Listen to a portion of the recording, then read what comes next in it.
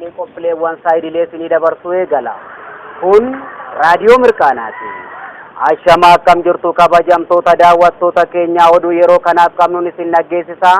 Amma yeroon hamma kaleessa yoonaa ta'eera.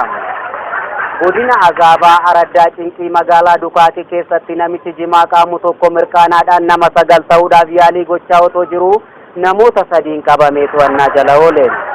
Haaluma kanaan haati manaa namicha kanaa gocha abbaa warraa ishitti gadditee kana wajjin hin jiraadhu jettee aariidhaan ofan ajjeessa jettee finyoo fudhattee bosona galtee namni duukaa otoo fiiguu garatti gortee dhabamtee guyyaa keessaa sa'aatii 8tti qoraan cabsattee galteetti.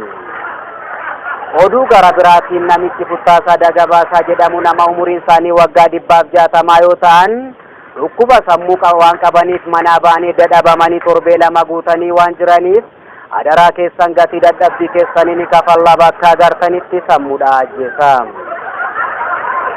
Godina Gaddeebituu aanaa abaaramtuu magaalaa hin guddannee keessatti namichi Dikee Daalachaa jedhamu tokko mana dhugaatiitti nama wallabee aariidhaan gara mana isaatti fiigee galee meeshaa waraanaa kilaashii fudhatee dhufee bakka isaan dhugaa jiranitti walitti seenee battalumatti nama 7 jidduu seenee kilaashii fitirkisee haraqee dhugaa ooleera.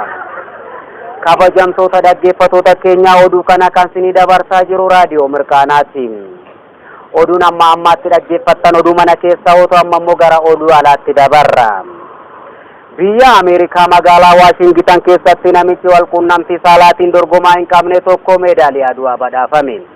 Meedaaliyaa du'aa kanas kan badhaasan warshaa HIV/AIDS kan ta'an itti gaafatamaa warshaa HIV/AIDS kan ta'an Dr. Qallisee Albaasii Ajjeesaati.